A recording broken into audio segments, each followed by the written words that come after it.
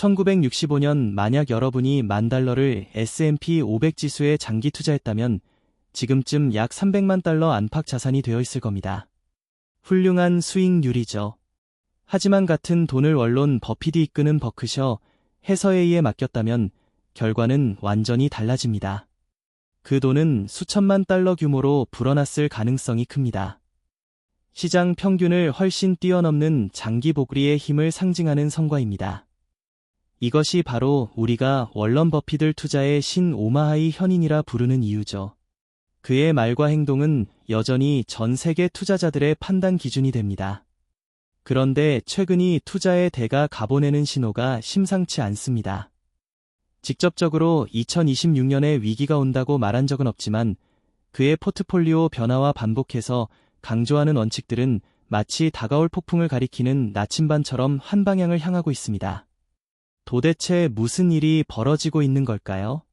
자, 지금부터 우리가 서 있는 현실을 냉정하게 들여다보겠습니다. 데이터를 보면 등골이 서늘해질 정도입니다. 미국 주식시장의 심장이라 불리는 S&P 500 지수는 역사상 보기 드무는 구조를 보이고 있습니다.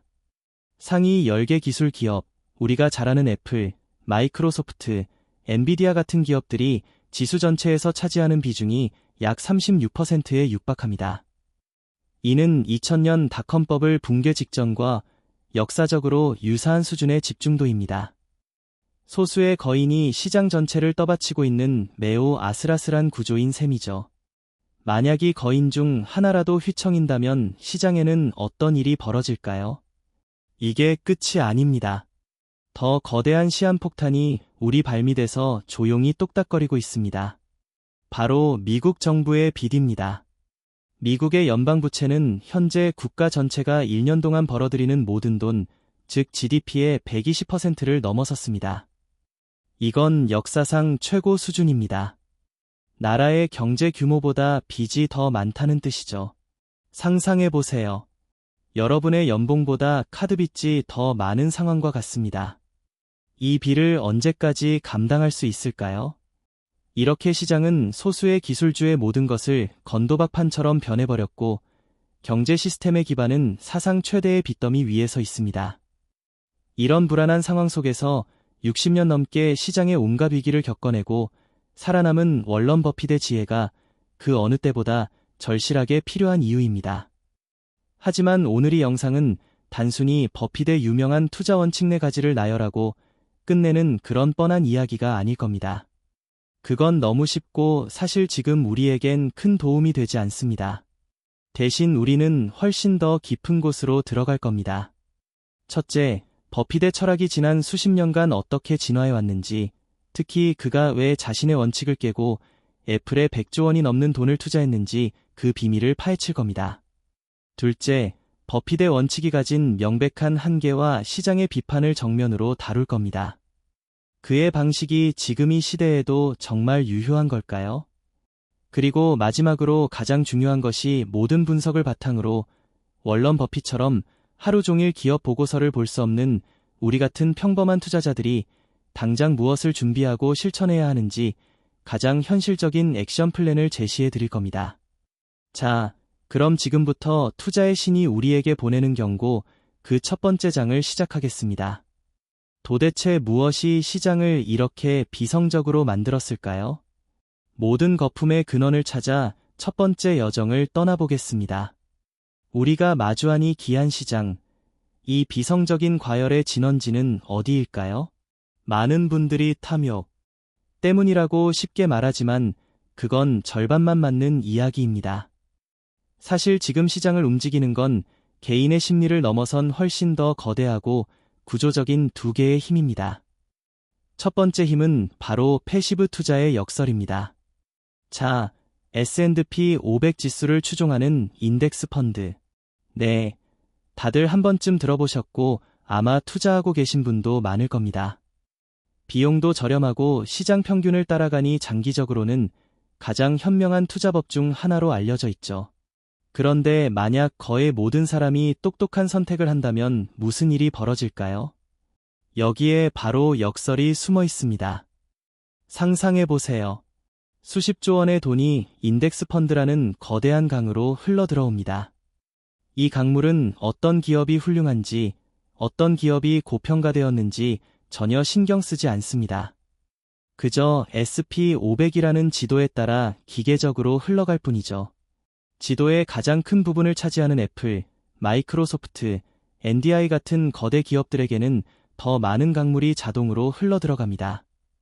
데이터를 보면 이건 단순한 비유가 아닙니다. 실제로 2010년만 해도 미국 주식시장에서 패시브 펀드가 차지하는 비중은 25%가 채 되지 않았습니다. 하지만 현재 이 비중은 50%를 훌쩍 넘어섰습니다. 시장의 절반이 넘는 돈이 개별 기업의 가치를 분석하지 않고 오직 크기에 따라서만 기계적으로 주식을 사들이고 있다는 뜻입니다. 이게 어떤 결과를 낳을까요? 바로 부익부 빈익의 가속화입니다. 인덱스 펀드로 돈이 몰릴수록 상위 10개 기업의 주가는 더 오르고 주가가 오르니 지수의 비중은 더 커지고 비중이 커지니 다음번에 들어오는 돈이 더 많이 배분되는 무한 궤도에 올라탄 셈입니다. 이게 바로 앞서 말씀드린 상위 10여 개 기업의 비중이 36%까지 취소쓴 근본적인 이유 중 하나입니다. 여러분, 이건 시장이 똑똑해서 내린 결정일까요? 아니면은 그저 거대한 자동 매수 프로그램의 결과일까요? 하지만 이 자동 매수 기계에 기름을 붓고 터보 엔진까지 달아준 두 번째 힘이 있습니다. 바로 초적 금리 시대의 유산입니다. 2008년 금융위기 이후 전 세계 중앙은행들은 경제를 살리기 위해 금리를 거의 0% 수준으로 내렸습니다. 10년이 넘는 시간 동안 이어진 제로 금리 시대는 투자자들에게 아주 명확한 신호를 줬습니다. 은행에 돈을 놔두면 바보다. 수익을 내려면 위험을 감수하고 주식이나 부동산 같은 곳에 투자해라. 이걸 T나 즉 대안이 없다 현상이라고 부릅니다. 예금 금리가 1%도 안 되는 세상에서 사람들의 돈은 살 길을 찾아 주식시장으로, 특히 미래 성장성이 커 보이는 기술주로 거침없이 흘러 들어갔습니다. 이건 마치 거대한 대매수 문을 활짝 열어버린 것과 같았죠. 지난 10년간 시장을 밀어올린 건 기업들의 펀더멘탈 개선도 있었지만 상당 부분은 바로 이 돈의 힘이었습니다. 물론 지금은 그때보다 금리를 올렸습니다. 그렇다면 이 거품은 꺼져야 하는 게 아닐까요? 놀랍게도 시장은 여전히 과거의 관성에서 벗어나지 못하고 있습니다. 10년 넘게 주식은 무조건 오른다는 학습 효과에 길들여진 투자자들의 심리와 그 기간 동안 시스템에 풀린 막대한 유동성은 금리가 올랐다고 하루아침에 사라지지 않습니다. 마치 뜨겁게 다진 냄비가 불을 꺼도 한참 동안 그 열기를 유지하는 것과 똑같습니다. 자, 이제 그림이 완성되었습니다. 한쪽에서는 기업의 가치와 상관없이 큰 놈을 더 크게 만드는 패시브 투자라는 자동 매수 기계가 쉴 새 없이 돌아가고, 다른 한쪽에서는 10년간의 저금리가 남긴 유동성의 불씨와 위험을 잊어버린 투자 심리가 여전히 시장을 뜨겁게 달고, 이것이 바로 지금 우리가 마주한 지극히 비성적으로 보이는 시장의 맨 얼굴입니다. 이건 단순히 몇몇 투자자의 탐욕 문제가 아닌 거대한 두 개의 구조적 힘이 만들어낸 거품의 시대인 것이죠. 그렇다면은 이렇게 왜곡되고 과열된 시장에서 우리는 어떻게 진짜 가치를 찾아내고 스스로를 지킬 수 있을까요? 바로 여기서 워런 버핏의 첫 번째 경고가 그 서늘한 목소리를 드러냅니다. 모든 거품의 끝에 도사리고 있는 가장 치명적인 함정, 바로 빚의 함정입니다.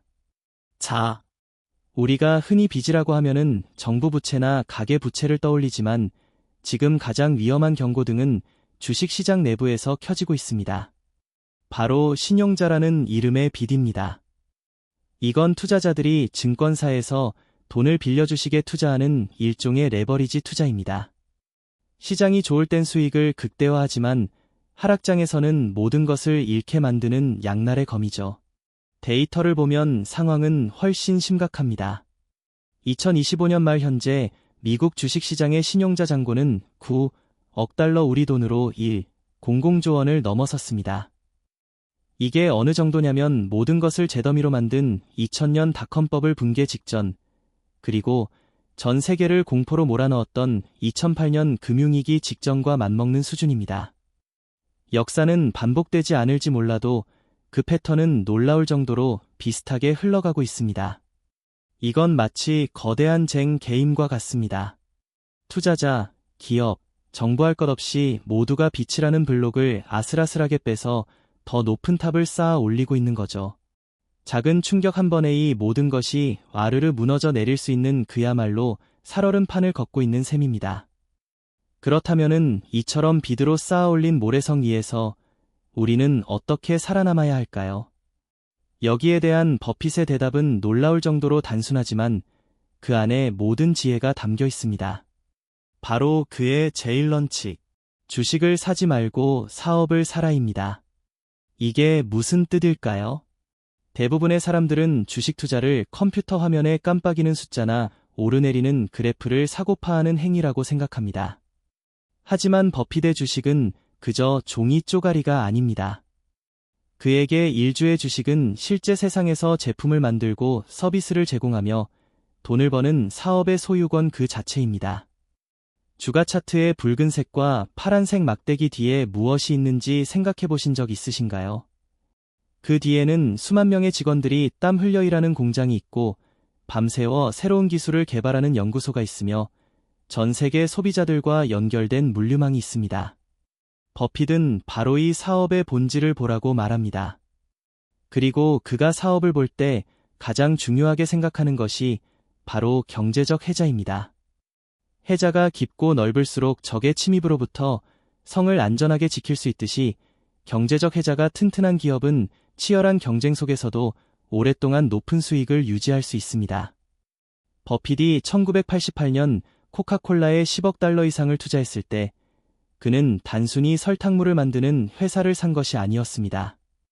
그는 100년이 넘는 시간 동안 전 세계인의 마음속에 각인된 그 어떤 경쟁자도 감히 넘볼 수 없는 브랜드라는 강력한 해자를 산 것입니다. 펩시가 아무리 맛있는 콜라를 만들어도 사람들의 머릿속에 있는 코카콜라라는 상징을 뺏어올 수는 없었죠. 아메리칸 익스프레스는 또 어떻고요? 버핏이 사랑하는 기업의 해자는 바로 네트워크 효과입니다. 카드를 쓰는 사람이 많아질수록 카드를 받는 가맹점이 늘어나고 가맹점이 늘어날수록 카드의 가치는 더욱 커지는 선순환 구조. 이건 후발주자가 막대한 자본을 쏟아부어도 결코 쉽게 따라할 수 없는 철옹성과도 같습니다. 이런 관점을 갖게 되면 여기서 버핏의 스승 벤저민 그레이엄이 만든 미스터 마켓이라는 아주 재미있는 비유가 등장합니다. 미스터 마켓을 여러분의 사업 동업자라고 상상해 보세요. 그는 아주 변덕이 심한 조울증 환자입니다. 어떤 날은 극도의 흥분 상태로 찾아와서 이 사업은 세상을 바꿀 거야 라고 외치며 터무니없이 비싼 가격에 여러분의 지분을 사겠다고 제안합니다. 하지만 또 어떤 날은 세상이 끝날 것처럼 절망에 빠져서 다 망했어라며 헐값에 자기 지분을 팔 테니 제발 사달라고 애원하죠. 여러분이라면은 동업자에게 어떻게 하시겠습니까? 그의 감정에 휘둘려 비쌀 때 사고 쌀 때 파시겠습니까? 아니죠. 현명한 투자자는 그의 제안을 참고할 뿐 의사결정은 사업의 본질적인 가치에 근거해서 내립니다. 미스터 마켓이 절망에 빠져 헐값의 지분을 내놓을 때가 바로 위대한 기업을 싸게 살 수 있는 절로의 기회인 겁니다. 결국 버핏의 제일 런치근이 변덕스러운 미스터 마켓의 관계와 공포로부터 거리를 두고 빚으로 부풀려진 시장의 소음 대신 강력한 해자를 가진 위대한 사업의 본질에 집중하라는 깊은 통찰입니다. 하지만 이 원칙 정말 완벽할까요? 코카콜라는 아메리칸 익스프레스 같은 오래된 소비자의 기업에는 통할지 몰라도 하루가 다르게 변하는 기술의 시대에도 유효할까요? 실제로 버핏은 오랫동안 기술주를 이해할 수 없다며 외면해왔습니다. 그런데 왜 도대체 무슨 이유로 그는 자신의 가장 중요한 원칙을 깨고 애플이라는 거대한 기술 기업에 100조 원이 넘는 돈을 쏟아부었을까요? 여기에는 버핏의 철학이 스스로 진화하는 과정에 놀라운 비밀이 숨어 있습니다. 버핏에게는 능력 범위라는 또 하나의 중요한 원칙이 있습니다. 쉽게 말해 자신이 완벽하게 이해하고 분석할 수 있는 분야 안에서만 투자를 한다는 겁니다. 야구 선수가 스트라이크 존에서도 가장 치기 좋은 자신의 스위트 스팟으로 들어오는 공만 노려치는 것과 똑같죠. 버핏의 스위트 스팟은 보험, 은행, 그리고 코카콜라 같은 소비 제기업이었습니다. 그는 수십 년간 기술은 너무 복잡하고 변화가 빨라서 내 능력 범위 바뀌다라고 공공연하게 말해왔습니다. 그런데 도대체 무슨 일이 벌어진 걸까요? 2016년 월런 버핏은 세상이 깜짝 놀랄 만한 결정을 내립니다. 그가 평생 외면해왔던 기술 기업 애플의 주식을 사들이기 시작한 겁니다. 이건 그냥 맛보기로 조금 사본 수준이 아니었습니다. 버크셔 해서웨이는 이후 애플 주식을 계속해서 사모았고 2025년 현재 애플은 버크셔 주식 포트폴리오의 20%에서 25% 정도를 차지하는 주요 투자처가 되었습니다. 그 규모는 약 900조 원 내외입니다. 버핏이 마침내 자신의 원칙을 버리고 시장의 유행을 쫓아가기로 한 걸까요? 그가 틀렸던 걸까요? 놀랍게도 정반대입니다. 버핏은 자신의 원칙을 깬 것이 아니라 오히려 자신의 원칙을 진화시켜 애플을 이해하는 데 성공했습니다. 그는 애플을 기술주로 보지 않았습니다. 이게 바로 미스터리의 핵심입니다. 자, 버핏의 눈으로 애플을 다시 한번 들여다보죠. 첫째, 버핏은 애플의 아이폰을 최첨단 기술 기기가 아니라 역사상 가장 강력한 소비재로 재해석했습니다. 생각해보세요. 사람들은 3년마다 거의 자동적으로 새로운 아이폰으로 교체합니다. 이건 마치 우리가 다 쓰면 어김없이 다시 사는 질레트 면도날이나 코카콜라와 본질적으로 똑같은 소비 패턴입니다. 기술의 스펙이 조금 바뀌는 것은 중요하지 않았습니다. 중요한 건 수십억 명의 사람들이 애플이라는 브랜드에 가진 거의 종교에 가까운 충성도였죠. 이것이 바로 버핏이 그토록 사랑하는 누구도 넘볼 수 없는 브랜드 해자입니다. 둘째, 버핏은 애플의 진짜 힘이 하드웨어가 아닌 생태계에 있다는 것을 간파했습니다. 아이폰을 한번 쓰기 시작하면 아이클라우드에 사진과 데이터를 저장하고 앱스토어에서 수많은 유료 앱을 구매하며 애플워치와 맥북을 연결해 사용하게 됩니다. 이 거대한 생태계의 거미줄에 한번 걸려들면 안드로이드로 넘어가는 것은 단순히 전화기를 바꾸는 수준이 아니라 내 삶의 디지털 기반을 통째로 이사하는 것과 같은 고통과 비용을 수반합니다. 이건 경쟁사가 절대 단기간에 따라할 수 없는 무시무시한 전환 비용이라는 해자입니다. 셋째, 이 강력한 브랜드와 생태계는 애플에게 엄청난 가격 결정권을 선물했습니다. 애플이 신제품 가격을 $100, $200 올려도 충성스러운 고객들은 기꺼이 지갑을 엽니다. 이것이야말로 버핏이 소비자 독점 기업에서 찾는 가장 중요한 특징 중 하나입니다. 결국 버핏은 애플의 복잡한 반도체 기술이나 코드를 이해하려 한 것이 아닙니다. 그는 애플이 어떻게 사람들의 삶에 깊숙이 파고들어 마치 코카콜라처럼 대체 불가능한 브랜드가 되었고 어떻게 강력한 생태계를 통해 지속적으로 돈을 버는지를 꿰뚫어 본 것입니다. 그는 애플이라는 회사를 자신의 능력 범위 안으로 끌어들여 완벽하게 분석해낸 셈입니다. 이 애플 투자 미스터리는 우리에게 아주 중요한 교훈을 줍니다. 버핏의 능력 범위는 결코 고정불변의 돌덩이가 아니라는 사실입니다. 그것은 시대의 변화에 맞춰 끊임없이 학습하고 확장할 수 있는 유연하고 살아있는 프레임워크입니다. 이것은 우리 같은 평범한 투자자들에게도 똑같이 적용됩니다. 중요한 것은 내가 지금 무엇을 아느냐가 아니라 나의 능력 범위를 정직하게 인정하고 그것을 꾸준히 넓혀가려는 노력과 태도입니다. 자, 이렇게 버핏은 개별 기업을 분석하는 자신만의 방식을 진화시켰습니다. 그렇다면 시장 전체가 과열되었는지 아닌지는 어떻게 판단할까요? 버핏이 시장의 온도를 재기 위해 사용하는 그만의 특별한 온도계가 있습니다. 사람들은 이것을 버핏 지수라고 부르죠. 그리고 지금 그 지수는 역사상 가장 뜨거운 위험 신호를 보내고 있습니다. 하지만 이 지표에도 치명적인 한계가 숨어 있습니다. 과연 우리는 이 경고를 어떻게 해석해야 할까요? 일어나는 것이죠. 둘째는 무형자산 시대의 불안전성입니다. 과거의 경제는 공장을 짓고 기계를 돌리는 유형 자산이 중심이었습니다. GDP는 이런 것들을 측정하는데 아주 탁월했죠. 하지만 지금 경제를 움직이는 진짜 힘은 어디에 있습니까? 마이크로소프트의 소프트웨어 코드, 구글의 검색 알고리즘, 그리고 애플의 강력한 브랜드 가치 같은 눈에 보이지 않는 무형 자산입니다. GDP는 이런 무형 자산의 가치를 제대로 담아내지 못합니다. 분모가 되어야 할 경제의 진짜 힘이 과소 평가되니 버핏 지수는 또다시 실제보다 더 위험하게 보일 수 있습니다. 자, 이제 우리는 딜레마에 빠졌습니다. 버핏 지수는 분명 강력한 경고를 보내고 있지만 동시에 현대 경제의 복잡성을 완벽하게 담아내지는 못합니다. 이런 불확실성 속에서 우리는 도대체 무엇을 믿고 투자해야 할까요? 바로 이 지점에서 버핏 투자의 심장이자 궁극의 방패인 안전마진이 등장합니다. 안전마진이라는 개념을 가장 쉽게 이해하는 방법은 다리 위 트럭 비유입니다. 여러분이 10톤짜리 트럭을 몰고 낡은 다리를 건너야 한다고 상상해보세요. 다리 입구에 최대 하중 10톤이라고 쓰여 있다면 여러분은 마음 편히 그 다리를 건널 수 있겠습니까?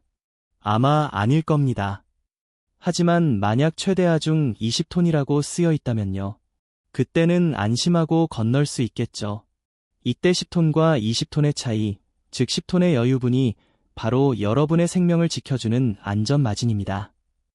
투자의 세계에서 트럭의 무게는 우리가 주식을 사는 가격이고 다리의 최대 하중은 그 기업의 내재 가치입니다. 안전마진이란 기업의 진짜 가치보다 훨씬 싼 가격의 주식을 사서 예상치 못한 위기나 나의 계산착오가 발생하더라도 손실을 보지 않을 충분한 완충지대를 확보하는 것을 의미합니다. 말로만 들으면 좀 막연하죠. 아주 간단한 시뮬레이션을 한번 해보겠습니다. 우리가 매일 사용하는 생활용품을 만드는 P&G라는 회사가 있다고 칩시다.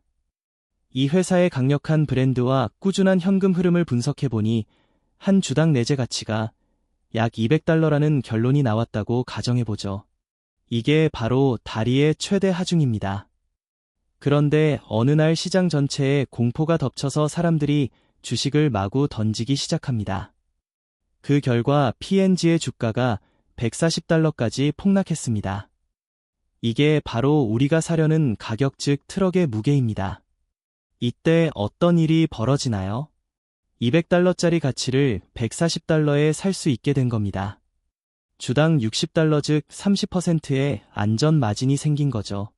버핏 같은 가치 투자자는 바로 이 순간을 기다립니다. 시장의 공포가 내게 안전 마진이라는 최고의 선물을 주는 순간을요.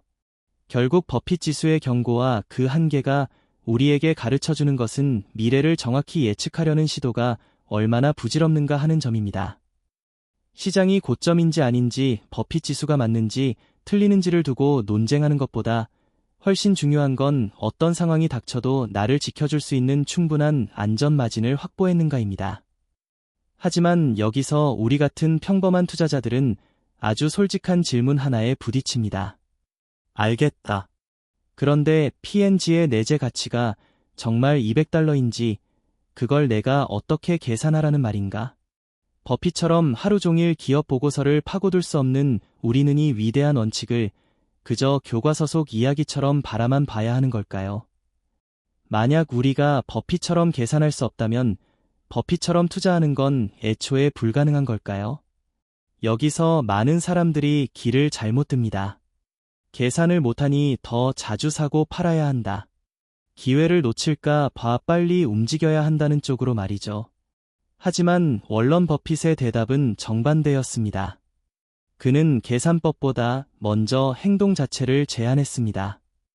아무리 훌륭한 원칙도 잦은 매매와 충동적인 결정 위에서는 아무 의미가 없다는 걸 누구보다 잘 알고 있었기 때문입니다. 그래서 버핏은 투자 방법 이전에 투자에 임하는 태도와 규칙부터 정해버립니다. 그걸 설명하기 위해 그가 꺼내둔 비유가 바로 유명한 스무의 펀치카드 이야기입니다. 상상해보세요. 여러분이 투자 인생을 시작할 때 구멍을 스스게만 뚫을 수 있는 특별한 카드를 받는 겁니다. 평생 동안 여러분이 내릴 수 있는 투자 결정은 딱 20번뿐입니다. 한 번 주식을 사면 카드에 구멍이 하나 뚫리고 그 구멍은 다시는 메울 수 없습니다. 여러분이라면 어떻게 투자하시겠습니까? 아마 매일 아침 주식 앱을 켜고 사고 팔기를 반복하지는 않을 겁니다. 단 한 번의 결정을 내리기 위해 몇 달 어쩌면 몇 년을 고민하고 조사할 겁니다. 내가 정말로 이해하는 최고의 사업, 그리고 엄청난 안전 마진이 확보된 그 순간을 위해서만 신중하게 펀치를 사용하겠죠. 이것이 바로 투자와 투기의 근본적인 차이입니다. 투자는 사업의 동업자가 되는 것이고, 투기는 그저 가격표를 맞추는 게임일 뿐입니다. 그런데 지금 우리 주변은 어떻습니까? 스마트폰 터치 몇 번으로 1분 만에 주식을 사고할 수 있는 시대. 20번이 아니라 하루에 200번도 더 거래할 수 있는 시대입니다. 이런 환경은 우리를 현명한 투자자가 아니라 충동적인 도박사로 만들고 있습니다. 이 잦은 매매가 얼마나 파괴적인 결과를 낳는지 보여주는 아주 유명하고도 충격적인 일화가 하나 있습니다. 과거 세계 최대 자산 운용사 중 하나인 피델리티에서 내부적으로 아주 흥미로운 연구를 진행했습니다. 자신들의 고객좌 수백만 개를 분석해서 과연 어떤 유형의 투자자들이 가장 높은 수익률을 기록했는지 알아본 거죠. 최고의 트레이더였을까요? 아니면 경제학 박사들이었을까요? 결과는 그 누구도 예상하지 못했습니다. 가장 위대한 수익률을 기록한 투자자 그룹은 놀랍게도 죽은 투자자들이었습니다. 그리고 그 바로 다음이 자신의 계좌가 있다는 사실조차 잊어버린 휴면 계좌 주인이었죠. 도대체 무슨 일이 벌어진 걸까요? 왜 아무것도 하지 않은 사람들이 가장 뛰어난 성과를 냈을까요? 답은 소름 끼치도록 간단합니다. 첫째, 그들은 시장이 폭락할 때 공포에 질려 주식을 내던지 않았습니다. 둘째, 시장이 과열될 때 탐욕에 휩쓸려 거품이 낀 주식을 추격 매수하지 않았습니다. 그리고 셋째, 잦은 매매로 인한 세금과 수수료로 자신의 수익을 갉아먹는 어리석은 짓을 하지 않았습니다. 그들은 그저 위대한 기업들이 조용히 가치를 키워나가도록 세상에서 가장 강력한 마법인 시간과 복리가 일하도록 내버려 두었을 뿐입니다. 그렇다면 이 죽은 투자자들은 대체 무엇을 한 걸까요? 아이러니컬하게도 그들은 아무것도 하지 않음으로써 워런 버핏이 평생 강조해온 투자 방식을 가장 완벽하게 실천한 사람들이었습니다. 시장을 예측하려 들지 않았고 하루하루의 가격 변동에 반응하지 않았으며 불필요한 판단과 거래로 스스로를 망치지 않았죠. 다시 말해 그들은 의식적으로 버핏을 따라하려 한 것이 아니라 결과적으로 버핏처럼 사고하고 행동한 셈이었습니다. 그렇다면 질문은 이것으로 우리는 어떻게 하면 살아있으면서도 죽은 투자자처럼, 다시 말해 월런 버핏처럼 투자할 수 있을까요? 답은 의외로 단순합니다. 새로운 기법을 더할 필요도, 복잡한 예측 모델을 만들 필요도 없습니다. 월런 버핏이 60년 넘게 반복해온 사고의 순서를 그대로 따라가면 됩니다. 첫째, 버핏은 주가를 보기 전에 항상 이게 어떤 사업인가를 먼저 봅니다. 주식을 산다는 생각 자체를 버리고 이 회사 전체를 통째로 인수한다고 가정해보세요. 이 사업은 현금이 꾸준히 들어오는 구조인가? 불황이 와도 고객이 쉽게 떠나지 않는가? 경쟁자가 들어와도 수익성이 무너지지 않는 해자가 있는가? 이 질문에 명확한 답이 나오지 않는다면 그 순간 이미 버핏의 기준에서는 투자 대상이 아닙니다. 둘째, 능력 범위입니다. 버핏은 자신이 이해하지 못하는 사업에는 아예 접근하지 않습니다. 이건 겸손의 문제가 아니라 생존의 문제입니다. 이 회사가 어떻게 돈을 벌고 왜 앞으로도 돈을 벌 수 있는지 말로 설명할 수 없다라면 그건 분석이 부족한 게 아니라 애초에 투자할 자격이 없는 영역입니다. 이해가 안 되는 순간 판단은 감정과 추측으로 바뀌고 그때부터 투자는 도박이 됩니다. 셋째, 안전 마진입니다. 여기서 많은 사람들이 오해합니다. 버핏은 싸게 사는 사람이 아니라 비싸면 절대 안 사는 사람입니다. 지금 가격이 싼지를 맞히려 하지 않습니다. 대신 이 가격에 사서 10년 동안 아무 일도 안 하고 버틸 수 있는지 스스로에게 묻습니다. 그 질문에 망설임이 생긴다면 그 가격은 이미 안전 마진이 없는 상태입니다. 그리고 마지막으로 이 모든 판단 위에 깔려있는 전제가 바로 펀치 카드 사고 방식입니다. 투자 기회는 무한하지 않고 잘못된 결정 하나가 평생의 성과를 갉아먹을 수 있다는 전제죠. 그래서 버핏은 자주 투자하지 않습니다. 기회가 없어서가 아니라 기준을 통과하는 순간이 거의 없기 때문입니다. 인의 가지를 관통하는 공통점은 단 하나입니다. 더 많이 사고 팔아서 마치려 하지 말고 확신이 생길 때만 투자하고 오래 가져가라는 태도입니다. 월런 버핏처럼 투자한다는 건 매일 시장을 보며 빠르게 판단하는 사람이 되는 게 아닙니다. 충분히 이해했고 구조적으로 믿을 수 있으며 가격까지 납득이 되는 기업을 만났을 때만 투자한 뒤 그 다음에는 시간을 아군으로 만드는 선택을 하는 것입니다. 그래서 기준에 맞는 기업이 아니라면 아무 일도 일어나지 않고 기준을 완전히 통과한 소수의 기업만 포트폴리오에 남게 됩니다. 결국 가장 좋은 성과를 낸 사람들이 죽은 투자자였던 이유도 여기에 있습니다. 그들은 시장의 소음에 반응하지 않았고 잦은 매매로 스스로의 수익을 깎아 먹지 않았으며 확신 있는 기업들이 시간과 복리를 통해 성장하도록 그대로 두었기 때문입니다. 자, 이제 우리의 긴 여정이 끝을 향해 가고 있습니다. 우리는 오늘 시장이 패시브 투자의 역설과 초저금리 시대의 유산 속에서 얼마나 쉽게 비이성적으로 움직일 수 있는지를 확인했습니다. 그리고 그 한가운데서 월런 버핏이 왜 평생 같은 이야기를 반복해왔는지도 이해하게 됐습니다. 주식을 사지 말고 사업을 보라는 본질, 이해할 수 있는 것에만 투자하라는 능력 범위, 그리고 불확실한 세상에서 스스로를 지켜주는 안전 맞은 말입니다. 동시에 우리는 솔직해질 필요도 있습니다. 우리 모두가 월런 버핏처럼 하루 종일 기업을 분석하며 살 수는 없습니다. 그래서 중요한 건 버핏을 흉내내는 게 아니라 버핏의 사고, 방식을 우리 현실에 맞게 가져오는 것입니다. 빠르게 판단하려 들지 말고 확신이 생길 때만 투자하고 그 이후에는 시간을 아군으로 만드는 선택을 하는 것. 이 원칙만 지켜도 투자 성과는 극적으로 달라집니다. 결국 월런 버핏의 철학은 미래를 맞히는 기술이 아닙니다. 그것은 폭풍우가 몰아치는 시장에서도 흔들리지 않게 해주는 기준이자 태도입니다. 무엇을 살지보다 무엇을 사지 않을지를 먼저 정하고 언제 행동할지보다 언제까지 기다릴 수 있는지를 스스로에게 묻는 투자 방식이죠.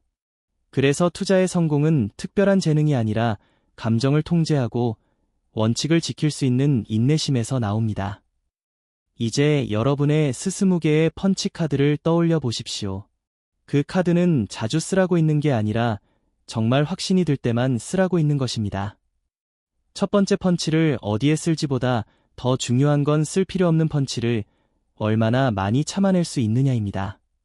그 선택의 차이가 평범한 투자자와 끝까지 살아남는 투자자를 가릅니다. 그리고 그 질문에 대한 답을 찾아가는 과정. 바로 그것이 여러분 각자의 투자 여정의 시작일 겁니다. 여러분의 성공적인 투자 응원하겠습니다. 감사합니다.